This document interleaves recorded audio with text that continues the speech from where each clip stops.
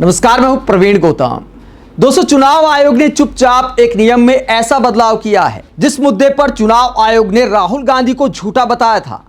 उस मुद्दे पर इंडियन एक्सप्रेस ने चुनाव आयोग की सारी पोल पट्टी खोल दी है।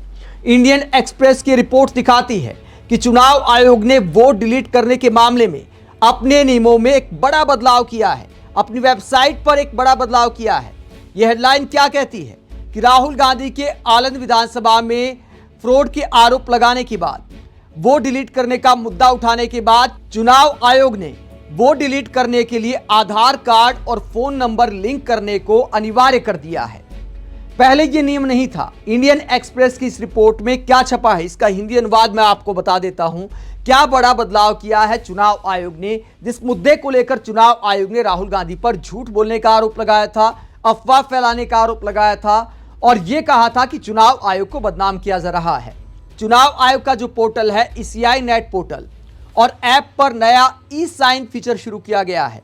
अब मतदाता पंजीकरण करना हो, वोट डिलीट करना हो या करेक्शन करना हो, आवेदन करते समय पहचान की पुष्टि आधार से लिंक मोबाइल नंबर के जरिए करनी होगी।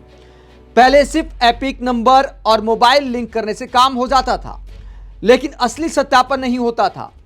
फॉर्म 6 यानी नए मतदाता पंजीकरण, फॉर्म 7 यानी नाम हटाने या आपत्ति जताने, फॉर्म 8 यानी करेक्शन भरते समय ई-साइन अब अनिवार्य कर दिया गया है।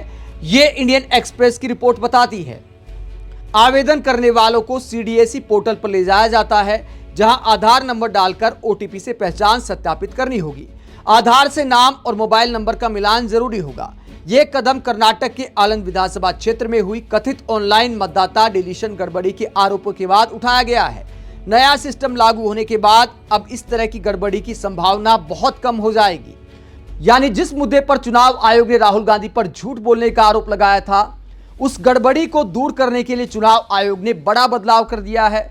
चुनाव आयोग ने एक तरह से भूल सुधार किया है, लेकिन सवाल ये उठता है फिर राहुल गांधी पर झूठ बोलने का आरोप क्यों लगाया था। अब ये किस तरह दिखाई देगा, आप देख सकते हैं। जो नया बदलाव आया है, यहाँ पर आप अपना आधार कार्ड डालेंगे, जैसे बहुत सारी चीज़ों में होता है। उसके बाद OTP आएगा, फिर आप OTP डालेंगे। इस तरह से सरफेस दिखाई देगा। तो ये नया बदलाव किया गया है, ये इंडियन एक्सप्रेस का दावा है। दोस्तों, कमाल यह है कि चुनाव आयोग ने जिस बात को लेकर बदलाव किए हैं, पहले यह दावा किया था कि राहुल गांधी ने झूठ बोला है और ऑनलाइन वोट डिलीट ही नहीं होते। एक और पोस्ट मैं आपको दिखाता हूं चुनाव आयोग की 2019 की। सुप्रिया श्रीनेत ने, कांग्रेस प्रवक्ता सुप्रिया श्रीनेत ने सवाल उठाया था कि जब ऑनलाइन वोट डिलीट ही नहीं हो सकते तो फिर यह आखिरकार किस ग्रह पर हो रहा है। 2019 में चुनाव आयोग ने बकायदा ये पोस्ट किया था और यह कहा था कि फॉर्म 7 अब ऑनलाइन भरे जा सकते हैं और ये चुनाव आयोग का ही एक तरह से विज्ञापन है।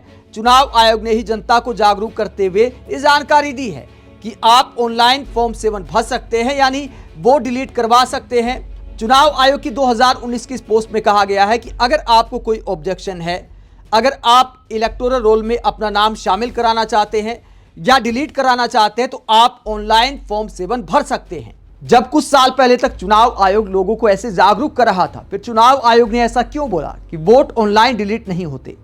जब ऑनलाइन वोट डिलीट कराने के लिए आप आवेदन कर सकते हैं तो चुनाव आयोग ने राहुल गांधी को झूठा आखिरकार क्यों बताया। चुनाव आयोग ने वोट डिलीट करने के नियम में बदलाव किया तो इंडियन एक्सप्रेस की खबर दिखाते हुए राहुल गांधी ने ज्ञानेश कुमार पर तंज कसा। मुख्य चुनाव आयुक्त ज्ञानेश कुमार और चुनाव आयोग पर कटाक्ष करते हुए राहुल गांधी लिखते हैं, ज्ञानेश जी, हमने चोरी पकड़ी तब आपको ताला लगाना याद आया, अब चोरों को भी पकड़ेंगे। तो बताइए CID को सबूत कब दे रहे हैं आप। यहां पर राहुल गांधी के कहने का मतलब यह है कि अब आधार OTP वाला ताला लगाया है चुनाव आयोग ने वोट डिलीट करने के लिए, जबकि चुनाव आयोग ने पहले राहुल गांधी को झूठा बताया था।